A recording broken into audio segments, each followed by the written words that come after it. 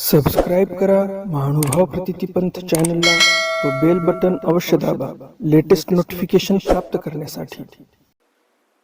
दंडवत प्रणाम। जय श्री कृष्ण। मी ईश्वरदास महानुभाव सर्वांचं स्वागत करतो आपल्या महानुभाव प्रतितीपंथ या यूट्यूब चॅनलमध्ये। ज्ञान प्रबोध ग्रंथाच्या आजच्या या ज्ञान सत्रामध्ये आपण सर्वज्ञ श्री चक्रधर स्वामींच्या श्रीमूर्तीच्या काही अवयवांचं वर्णन पाहणार आहोत। कालच्या ज्ञान सत्रामध्ये आपण श्रीकंठाचं वर्णन पाहिलं, उदराचं पाहिलं आणि आजच्या ज्ञान सत्रामध्ये आपण भगवंताच्या श्रीकराचं वर्णन पाहणार आहोत। भगवंताचे श्रीकर कसे आहेत आणि कशा त्याला विविध अशा उपमा दिलेल्या आहेत त्या श्रीकरांचं वर्णन करण्यासाठी। तर त्या उपमा अतिशय सुंदर अशा उपमा आहेत ज्या तुम्ही कधी ऐकल्याही नसतील। खूप सुंदर असं वर्णन विश्वनाथ बास बाळापूरकरांनी स्वामींच्या श्रीमूर्तीच्या श्रीकरांचं केलेलं आहे। तर ध्यान देऊन आजचं ज्ञानसत्र पहा, ध्यान देऊन या ज्ञानाचं श्रवण करा आणि दररोज सकाळी अशा प्रकारे श्रीमूर्तीचं स्मरण करा, म्हणजे तुमचंही साधन चरित होईल, पाप नासेल आणि अदृष्टपर योग्यता तुमची होईल। तुम्हाला असेच ज्ञानवर्धक व्हिडिओ आवडत असतील तर या महानुभाव प्रतितीपंथ यूट्यूब चॅनलला लगेच सबस्क्राईब करा, म्हणजे दररोज तुम्हाला असे ज्ञानवर्धक ज्ञान प्रबोध या ग्रंथाचे व्हिडिओ मिळत राहतील। आजच्या ज्ञानसत्राची सुरुवात आपण ओवी क्रमांक 448 पासून करणार आहोत। तर मग जास्त उशीर न करता चला तर आजच्या ज्ञानसत्राला आरंभ करूया। दंडवत हो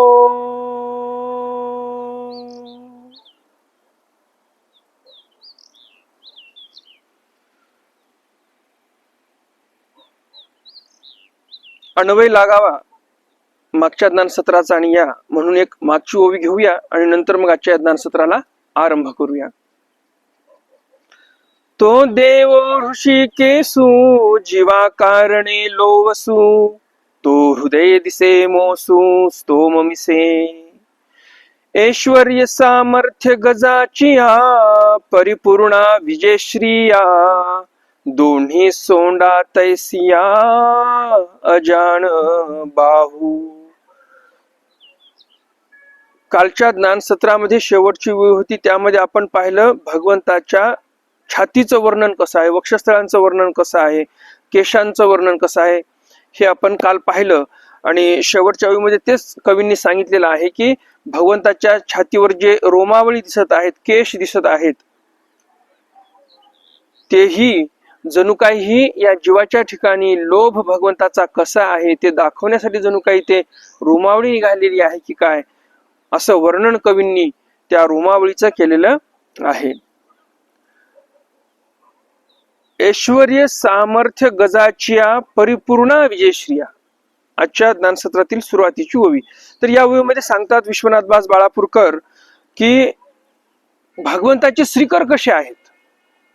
भगवंताचे श्रीकर हे जणू काही ऐश्वर्य संपन्न सामर्थ्यवान जो गज असतो, गज म्हणजे हत्ती, जो ऐश्वर्य संपन्न सामर्थ्यवान हत्ती आहे, त्या सामर्थ्याने त्या ऐश्वर्याने त्याने जो परिपूर्ण विजय प्राप्त केलेला आहे त्या हत्तीने, अशी त्याची ते सोंड आहे।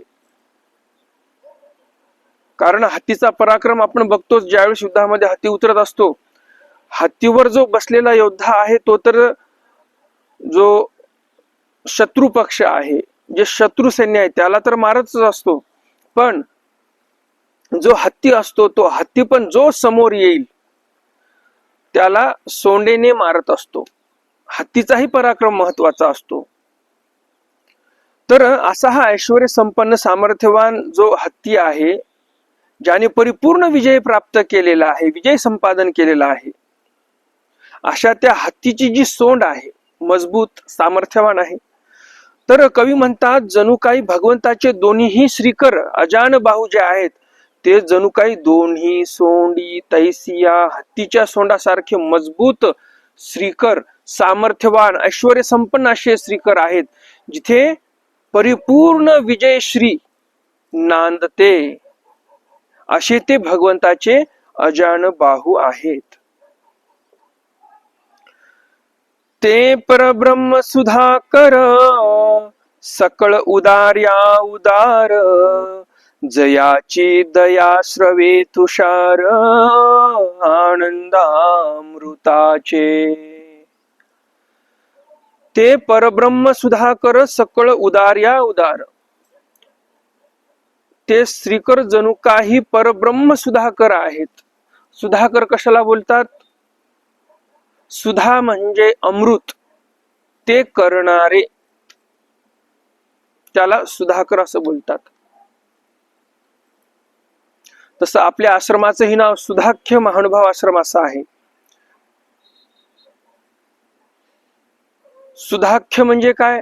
सुधा म्हणजे अमृत, आणि अमृतच अशी ज्यांची आख्यायिका आहे किंवा त्यांची नामना आहे. सुधा म्हणजे अमृत, आणि अमृत हीच ज्यांची नामना आहे असे ते सुधाख्य म्हणजेच अमृत आहे. तर आपल्या आश्रमाचंही नाव सुधाख्य महानुभाव आश्रम असं आहे. नांदेडमध्ये जो आश्रम आहे, आपल्या बऱ्याच जणांना असं वाटतही असते की बाबा कुठे असतात, कोण्या आश्रमात, कोण्या मंदिरात, उत्सुकता असते प्रत्येकाची. तर त्यांनाही माहिती व्हावं म्हणून मी आज आश्रमाचंही नाव सांगितलेलं आहे. आपल्या आश्रमाचं नाव आहे सुधाख्य महानुभाव आश्रम. राहायला मी नांदेड येथे असतो. तर असो, तर परब्रह्म सुधाकर, सुधा म्हणजे अमृत, अमृत तयार करणारा असं चंद्राला बोलतात. सुधाकर असं चंद्राला बोलतात, कारण त्या चंद्रामध्ये अमृताचा साठा आहे असं बोलतात, म्हणून चंद्राला सुधाकर म्हणतात. हे लक्षात ठेवा. तर परब्रह्म सुधाकर सकळ उदार या उदार, हे भगवंत कसे आहेत? आपले सर्वज्ञ श्री चक्रधर स्वामी परब्रह्म सुधाकर आहेत. यांच्या ठिकाणी अमृताचा साठा आहे.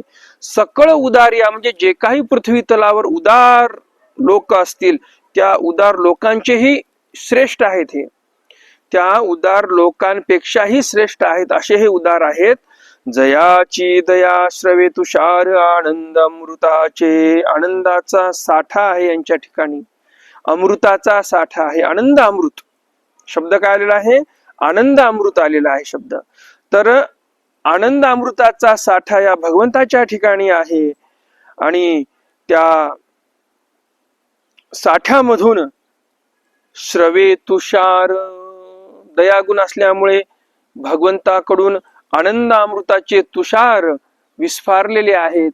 आणि जे खरंच आर्तवंत भक्त आहेत, सन्निधी असलेले भगवंताच्या किंवा असन्निधानी पण असतील, पण भगवंताच्या वचनाचं पालन करणारे जे आहेत त्यांना या आनंद अमृताचा आस्वाद घेता येतो. ते असन्निधानी असो तरीही चालते, असन्निधानामध्ये भगवंताच्या आज्ञेचं प्रतिपालन केलं तरीही त्यांना तो आनंद मिळत असतो. अशी या भगवंताची महिमा आहे. सन्निधानामध्ये जे आहेत त्यांना तर नक्कीच आनंद अमृताचे तुषार आस्वादण्यासाठी मिळणार, परंतु असन्निधानी जे आहेत त्यांनी जर वचनाचं देवाच्या पालन केलं तर असन्निधानामध्ये पण त्यांना आनंद अमृताच्या तुषाराचं आस्वादन करायला मिळेल, याविषयी संशय नाही. ते वरिखोणी बहळ हस्त घन, जेही अनार्थ केले भक्त जण, ते असे जेथ जेथ राहिले जीवन, तेथ कार्यवर्ते. ते वरिखोणी बहळ हस्त गण, हे आनंद अमृताचे तुषार कुठून वर्षत आहेत? तर ते भगवंताचे जे हस्त घन आहेत, जे भगवंताचे हात आहेत, श्रीकर आहेत, त्या हातामधून ते आनंद अमृत स्रवत आहे. ते हस्त कसे आहेत? एखादा व्यायाम करणारा पुरुष आहे, त्याचे जसे हात बलदंड मजबूत कडक असतात. त्याप्रमाणे घन म्हणजे काय, कालच्याच ज्ञान सत्रामध्ये मी अर्थ सांगितला, तर त्यामध्ये पण मी हाच अर्थ सांगितला की घन म्हणजे मजबूत शरीर आहे, देवाचे श्रीकर मजबूत आहेत.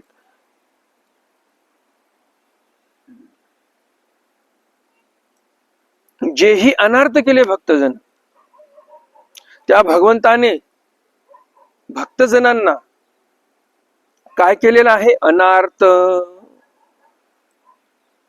आता तुमच्या मनामध्ये प्रश्न पडेल, एकीकडे भगवंत म्हणतात की जीवाने आरती केली पाहिजे, आणि इथे आपले विश्वनाथ बास बाळापूरकर म्हणतात की भगवंताने या भक्तांना अनार्थवंत केलं. मग आता याचा अर्थ कसा धरायचा, तर ते अर्थ सविस्तरपणे सांगणार आहे मी तुम्हाला. फक्त व्हिडिओ ध्यान देऊन आणि शेवटपर्यंत पहा. अर्थ या शब्दाचा अर्थ काय, तुची व्हावा तुची भेटावा, बरोबर की नाही. मग आता ज्या साधकाने तशी आरती केली की भगवंता तुची व्हावा तुची भेटावा, यालाच आपण आरती म्हणतो, तर अशी आरती ज्याने केलेली आहे आणि त्याला देव भेटले, आरती होती देवाची भेट व्हावी. मग आता देवाची भेट झाली म्हणजे आर्त जी आहे ती संपलेली आहे, म्हणून अनार्थवंत केले भक्तजन. कारण काय, तर देवाने स्वतः दर्शन दिलेलं आहे, म्हणून अनार्थवंत भक्तजनांना भगवंताने केलेलं आहे. जर समजलं नसेल तर दुसरं उदाहरण देतो. जसं एखादा तहानलेला व्यक्ती आहे, पाणी पाणी करत आहे, तो खूप तहानलेला आहे, त्या पाण्यासाठी तो तरसत आहे. पण झालं काय, एकाने त्याला पाणी आणून दिलं, त्याने पोटभर पाणी पिलं, आणि मग आता पाणी प्याल्यानंतर त्याची जे इच्छा होती पाणी पिण्याची ती तशीच राहिली का, इच्छा संपून गेली, आता तृप्त झालाय तो. तसं भगवंताच्या दर्शनाने हा जो भक्त आहे तो तृप्त झालेला आहे, म्हणून अनार्थवंत केले भक्तजन भगवंताने, असं विश्वनाथ बास म्हणतात. ते असे जेथ जेथ राहिले जीवन ते कार्य वर्ते. असे ते भगवंत जिथे जिथे राहिले, जिथे जिथे भगवंताचे अभय असे श्रीकर गेले, त्या श्रीकराने तेथ तेथ कार्य वर्ते, म्हणजे तिथे तिथे भगवंताने कार्य केलेलं आहे. कोणतं कार्य केलं, तर जीवांना घडवण्या मढवण्याचं कार्य केलं, या जीवांना पापापासून मुक्त करण्याचं कार्य केलं. आणि मग संबंध दान वगैरे असे दान तर भरपूर देतात देव, गिळा संबंध ग्रहणा वगैरे वगैरे दान तर देतच असतात. तर हे सर्व कार्य भगवंत करत आहेत स्वतःच्या श्रीकराने. जड पाषाण चिंतामणी तया चिंतिलिया अनर्घाची विणी. ऐसी त्रिभुवनी दयेची जिणी तो गुण श्रीकराचा. जड पाषाण चिंतामणी तया चिंतिली अनर्घाची विणी. जड पाषाण जो आहे, जड पाषाण कोण आहे, चिंतामणी. चिंतामणी नावाचा जो मणी आहे, तो मणी ज्याच्याकडे असेल त्या व्यक्तीने मनामध्ये काहीही चिंतन केलं की मला हिरा पाहिजे, माणिक पाहिजे, मोती पाहिजे, तो चिंतामणी जो जड पाषाण आहे, तो चिंतामणी हे सर्व काही त्या मागणाऱ्या व्यक्तीला देतो. तर कवी आपल्याला तेच सांगत आहेत, जड पाषाण चिंतामणी तया चिंतिलिया अनर्घाची विणी. ज्यांच्याकडे जड पाषाण चिंतामणी आहे त्या व्यक्तीने जर चिंतन केलं की मला अनर्घरत्न प्राप्त व्हावे, तर हा चिंतामणी विणी म्हणजे हा चिंतामणी जन्माला घालतो अनर्घरत्न. जसं आपण काय बोलतो, गाय विली, बरोबर की नाही, म्हणजे गायीने वासराला जन्म दिला. तसं अनर्घाची विणी करतो हा चिंतामणी. अनर्घ रत्न जणू काही या सर्व चिंतामणीच जणू काही ह्या सर्व अनर्घ रत्न जे काही रत्न मागितले असतील मागणाऱ्याने, तो स्वतः त्या रत्नांना जन्म घालतो आणि त्या व्यक्तीला देतो. म्हणून म्हटलेलं आहे, तया चिंतिलिया नरगाची विनी, हा जो जर चिंतामणी आहे तो वितो आणि जन्माला घालतो अनर्ग रत्न आणि त्या व्यक्तीला देतो. ऐसी त्रिभुवनी दयेची जिनी, तो गुण श्रीकराचा. ऐसी त्रिभुवनी दयेची जिनी, तो गुण श्रीकराचा. या त्रिभुवनामध्ये दयेची जिनी म्हणजे जो दया गुण आहे, त्या त्रिभुवनामध्ये हा दयागुण वर्तत आहे, म्हणूनच ते जगत आहेत. तो गुण श्रीकराचा. हे जे भगवंताचं दान कार्य वर्तत आहे, या दान कार्यामुळेच हे सर्व जगत चाललेलं आहे, सर्व हे ब्रह्मांडाची राहटघटिका चाललेली आहे. असा तो गुण श्रीकराचा आहे भगवंताच्या. अजून सुंदर सुंदर आपल्या इथे या श्रीकराच्या वर्णनाच्या संदर्भामध्ये विश्वनाथ दास बाळापूरकर सुंदर सुंदर अशा उपमा समोर देणार आहेत. कल्पतरू होऊनी उद्बीज खाणी, तो पुरवी कल्पिता फळांची धणी. हे उदार्ये श्री चक्रपाणी, पासोणी आले. कल्पतरू होऊनी उद्बीज खाणी. कल्पतरू हा कोण्या खाणी मधला आहे? उद्बीज खाणी म्हणजे बीजापासून जन्माला येणारा हा वृक्ष आहे. हा उद्बीज खाणी मधला आहे. 4 खाणी सांगितलेल्या आहेत, जारज, अंड, स्वेदज, उद्बीज. त्यापैकी ही 4थी खाण उद्बीज म्हणजे बीजापासून जे जन्माला येतात त्यांना उद्बीज खाणी मधले हे जीव मानले जातात. जे काही जन्म आहे ते उद्बीज खाणी मधले आहेत. झाड, वेली वगैरे हे सर्व जे काही आहेत हे उद्बीज खाणी मधले आहेत. तो पूर्वी कल्पिता फळांची धनी. जर कोणी मनामध्ये उल्लेख केला कल्पतरूच्या झाडाखाली बसलेला आहे, कल्पतरूच्या झाडाखाली बसलेला व्यक्ती आहे, त्याने उल्लेख केला की मला फळं पाहिजे खाण्यासाठी, भूक लागलेली आहे, लगेच त्याला फळं मिळणार. त्याला काही झाडाच्या फांद्या लागत असतील, लाकडं लागत असतील, तेही तो देईल. तो पूर्वी कल्पिता फळाची धनी, जे काही पाहिजे तो पुरवतो. जसं त्या कनाशीचा तो वेवाचा दृष्टांत सांगितलेला आहे. कनाशीला देवाने, कनाशीला स्वामी असताना भक्तजनांना वेवाचा दृष्टांत सांगितलेला आहे. तो जो साळी असतो तो बाजारामध्ये जातो वेव आणण्यासाठी, परंतु तो बाजाराची वेळ झाली नसल्यामुळे झाडाखाली विश्रांती करतो. किंवा पाठभेदानुसार असं म्हणतात की बाजारामध्ये वेव भेटलंच नाही म्हणून झाडाखाली विश्रांती करतो. तर ते झाड असते कल्पवृक्ष.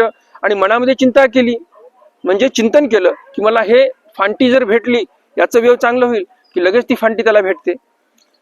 तर हे जे दृष्टांत आहे यामध्ये जसं त्यांनी फाटी दिली तसं इथे कवी सांगतात आपल्याला, पूर्वी कल्पिता फळाची धनी, जेवढे काही फळं खायला लागत असतील ते पुरवतो तो कल्पतरू. हे उदार्य श्री चक्रपाणी, पासोनी आले. भगवंतापासून हे सामर्थ्य या कल्पवृक्षाच्या ठिकाणी आलेलं आहे. देवामुळे सर्व चाललेलं आहे, नाही तर कोणाकडे एवढं सामर्थ्य आहे? भगवंताने हे ब्रह्मांडाची व्यवस्था चालवण्यासाठी सर्व कामाला देवता लावलेले आहेत. सर्व सामर्थ्य त्यांना दिलेलं आहे भगवंतांनी, आणि भगवंताच्याच सामर्थ्याने हे सर्व काही चाललेलं आहे. हे जे काही दान भेटत आहे उदार्य गुणामुळे, तर हे भगवंत याला सर्व कारणीभूत आहेत.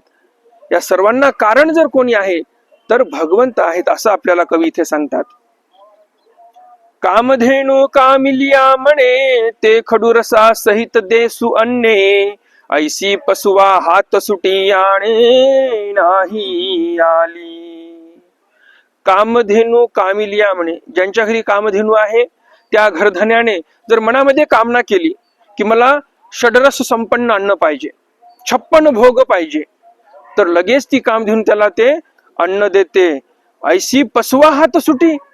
अहो, एवढं दातृत्व पशूंच्या ठिकाणी आणि नाही आली. दुसरं कोणाकडून हे एवढं सामर्थ्य नाही आलं, हे भगवंताकडून आलेलं सामर्थ्य आहे. भगवंताने दिलेले सामर्थ्य आहे म्हणून हे सर्व कार्य ही देवता करू शकते. तर हे भगवंताच्या श्रीकराचा गुण आहे असं आपल्याला इथे कवींना सांगायचं आहे. म्हणून हे कवींनी आपल्याला उदाहरण देऊन इथं समजून सांगण्यासाठी 3 उदाहरणं दिले, चिंतामणी, कल्पतरू आणि कामधेनूचं. हो काज प्रेम माधविया सकोमळा पालविया, कैवल्य द्रुमा निघालिया कर द्वय मिसे. कवी म्हणतात की जणू काही सकोमळ पालवी, कैवल्य द्रुमा निघालिया, या जीवांना प्रेम माधविया काज होण्यासाठी, म्हणजे या जीवांना प्रेम देण्यासाठी, या कारणास्तव भगवंत इथे अवतरलेले आहेत आणि दोन्ही श्रीकर म्हणजे सकोमळ आहेत. आता तुम्हाला प्रश्न पडेल, ह्यापूर्वी उदाहरण दिलं हत्तीचं, बलदंड असे श्रीकर आहेत. मग तुमच्या मनामध्ये अशी भावना नको यायला की फारच भगवंताचे असे रांगडे हात असतील, अशी कल्पना येऊ नये म्हणून पुढे कवी आपल्याला सांगतात, जशी कोमळ एखादी पालवी झाडाला निघते, किती सुंदर दिसते, टवटवीत दिसते, त्याप्रमाणे स्वामींचे श्रीकर जे आहेत ते सकोमळ आहेत. जणू काही कैवल्य रूपी वृक्षाला सकोमळ पालवी निघालेली आहे. आपलं मन आकर्षित करत, आपलं मन झाडाची नवीन निघालेली पालवी आकर्षित करते की नाही? तसे भगवंताचे श्रीकर फारच रांगडे आहेत, रफ टफ आहेत, तसं नाही, तर सकोमळ आहेत, सुंदर आहेत दिसायला, मन वेधून टाकणारे भगवंताचे श्रीकर आहेत. जणू काही कैवल्य रूपी वृक्षाला कवळे पालव्या निघालेल्या आहेत. करद्वय मिसे, हाताच्याच रूपाने जणू काही पालव्या निघालेल्या आहेत, असे सकोमळ भगवंताचे श्रीकर आहेत.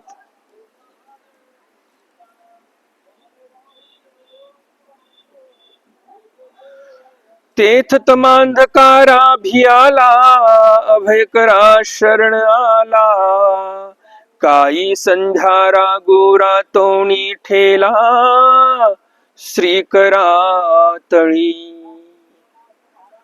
तेथ तमांधकारा भियाला, काय म्हणतात बघा, इथे किती सुंदर उपमा आहे. तेथ, तम म्हणजे अंधकार, त्या तमांधकाराला घाबरलेला आहे आणि अभयकरा शरण आला. कोण शरण आला? संध्या रागुरा तोंडी ठेला, श्रीकरा तळी. आपल्याला हे सांगण्याचा प्रयत्न करत आहेत की अंधकारही घाबरून भगवंताच्या शरण आलेला आहे.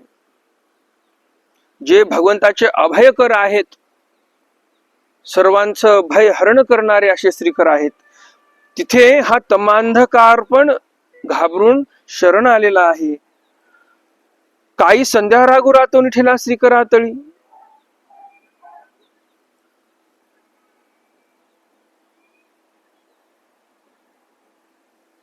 किंवा मग श्रीकराच्या ठिकाणी जो संध्या राग आहे, संध्याकाळच्या वेळी क्षितिजावर लालिमा जी असते, जो भगवा रंग पसरलेला असतो, तो संध्या रागू भगवंताच्या श्रीकराच्या ठिकाणी काय झालेला आहे? रातोनी ठेला, म्हणजे तिथेच राहून गेला, रत झालेला आहे तिथे. असे भगवंताचे श्रीकर आरक्त आहेत. की प्रकृती उदया चळी, सृष्टी भाग्योदया काळी, श्रीकर कमळे उगवली ब्रह्म बिंबी. की प्रकृती उदयांचळी, सृष्टी भाग्योदय काळी. ज्यावेळेस सूर्योदय होतो तो कुठे होतो? उदयांचळी, म्हणजे पूर्व दिशेला जे काही पर्वत रांगा आहेत जिथून सूर्योदय होतो त्याला उदयांचळ असं बोलावं. तर सृष्टी भाग्योदय काळी म्हणजे ज्यावेळेस दिवसाची सुरुवात होते त्यावेळेस जसा सूर्योदय होतो, त्याप्रमाणे जणू काही ह्या सृष्टीचा आरंभ, जीवधरणाचं कार्याचा आरंभ करण्यासाठी करकमळे उगवलेली आहेत. ब्रह्मबिंबी म्हणजे ईश्वराचं स्वरूप त्या मायापुराच्या ठिकाणी व्यापलेलं आहे. त्या श्रीकरामध्ये पण ईश्वराचं स्वरूप व्यापलेलं आहे आणि ते जे करकमळ आहेत ते उगवलेली आहेत या जीवांचा उद्धार करण्यासाठी.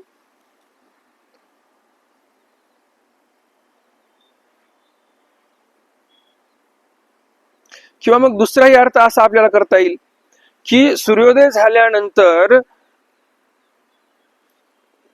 सृष्टीचा जो भाग्योदय काळ असतो, म्हणजेच सूर्याचा उदय झालेला आहे. काही कमळ असतात चंद्रोदय झाल्यानंतर उगवतात, काही कमळ असतात सूर्योदय झाल्यानंतर उगवतात. दोन प्रकारचे कमळ असतात.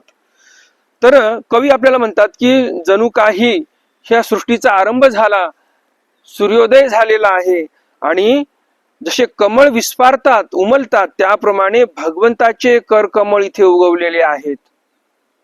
ब्रह्मबिंबी त्या श्रीकर कमळाच्या ठिकाणी भगवंताचं स्वरूप आहे, तिथं ते स्वरूप बिंबलेलं आहे. की देव कैवल्य केसरी सदा भव गजाते विदारी ते आरक्तपण श्रीकरी बाणोणी ठेले. की देवो कैवल्य केसरी, हल्लीच्या काळामध्ये आपण बघतो महाराष्ट्र केसरी, हिंद केसरी पहिलवान असतात ना, तर हे केसरी शब्द काय नवीन आहे असं नाही.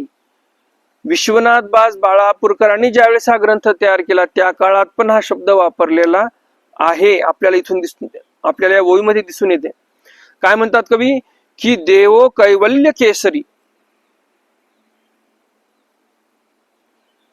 भगवंत कसे आहेत, कैवल्याचे केसरी आहेत, सामर्थ्यवान पहिलवान आहेत. आता केसरी शब्दाचा अर्थ काय आहे बरं? केसरी म्हणजे काय? केसरी म्हणजे भगवा, बरोबर की नाही? पण केसरी म्हणजे भगवा आणि इकडे सामर्थ्यवाचक पण वापरतात, असं कसं?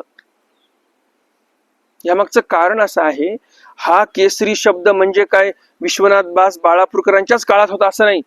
विश्वनाथ बास बाळापूरकर कलियुगामधले, कलियुगाच्या पूर्वी द्वापारयुग होऊन गेलं, द्वापारयुगाच्या पूर्वी त्रेतायुग होतं, त्रेतायुगामध्ये हनुमान जन्माला आले. हनुमानाच्या वडिलाचं नाव काय होतं? केसरी. ते एक गाणं आहे, ओ केसरी के लाल म्हणून, ते आहे ना काहीतरी गाणं असं. तर त्याच्यामध्ये आपल्याला ऐकलेच असेल, तुम्ही पण हे गीत ऐकलंच असेल. तर केसरी हे हनुमानाच्या वडिलाचं नाव. आता हनुमान म्हणजे शक्तीचं प्रतीक आणि त्यांचे वडील केसरी, मग आता त्यांच्याकडे काही सामर्थ्याची कमी असेल का? बरोबर की नाही? तर केसरी हा शब्द तिथून आलेला आहे. तर असो, इथे विश्वनाथ बास बाळापूरकर म्हणतात की आपले भगवंत म्हणजे कसे आहेत? कैवल्य केसरी आहेत, कैवल्य देण्याचं सामर्थ्य यांच्या ठिकाणी आहेत, असे कैवल्य केसरी, असे कैवल्याचे पहिलवान आहेत. सदा भव गजाते विदारी, सदा सर्व काळी भवरूपी म्हणजे संसार रूपी, गजाते विदारी म्हणजे भोसकून मारून टाकणारे. गुंडे लोक येतात, चाकू भोसकवतात आणि मारून टाकतात एखाद्या व्यक्तीला, बरोबर की नाही? तसं हे आपले स्वामी भवगजाला म्हणजे अविद्या अद्यमळाला विदारतात, नष्ट करतात, संसाराला नष्ट करतात, असे ते भगवंत आहेत. ते आरक्तपण श्रीकरी बाणोनी ठेले. मग आता तुम्ही विचार करा, ज्याने एखाद्याचा मर्डर केला, हात कसे होतात? लाल होतात ना रक्ताने. मग आता भगवंताला सवय आहे आपल्या अविद्येचा नाश करतात, अद्यमळाचा नाश करतात, यांना ते विदारतात. मग आता साहजिकच आहे, एखाद्याची हत्या केली, भगवंतानी कशाची हत्या केली? कोणाचा नाश केला? अविद्या अद्यमळाचा नाश केलाय, बरोबर? तर जणू काही ते नाश केल्यानंतर भगवंताचे हात आरक्तपण श्रीकरी बाणोनी ठेले, ते अद्यमळ अविद्येचा नाश केल्यामुळे भगवंताचे श्रीकर लाल झालेले आहेत. किती सुंदर वर्णन आहे बघा. तर असे सुंदर सुंदर वर्णन भगवंताच्या प्रत्येक अवयवाचं वेगळ्या वेगळ्या उपमा देऊन कवी इथे करत आहेत. तर आजचं ज्ञानसत्र आपलं इथे संपलेलं आहे.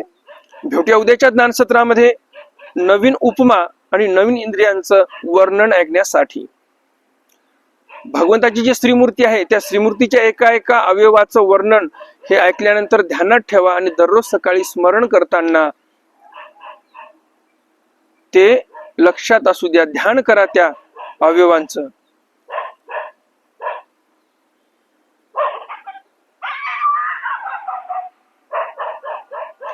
भेटूया उद्याच्या ज्ञान सत्रामध्ये ज्ञान प्रबोध या ग्रंथाच्या नवीन ओव्यांचा अर्थ जाणून घेण्यासाठी. तोपर्यंत दंडवत प्रणाम.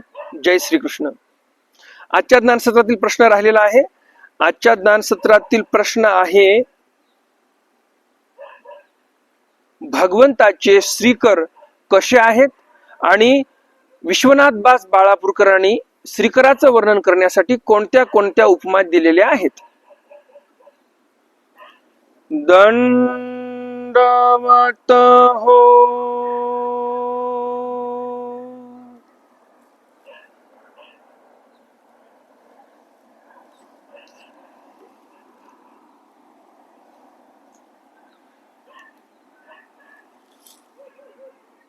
आपल्या आश्रमापासून विमानतळ जवळ आहे. तुम्ही पाहू शकता विमान जात आहे.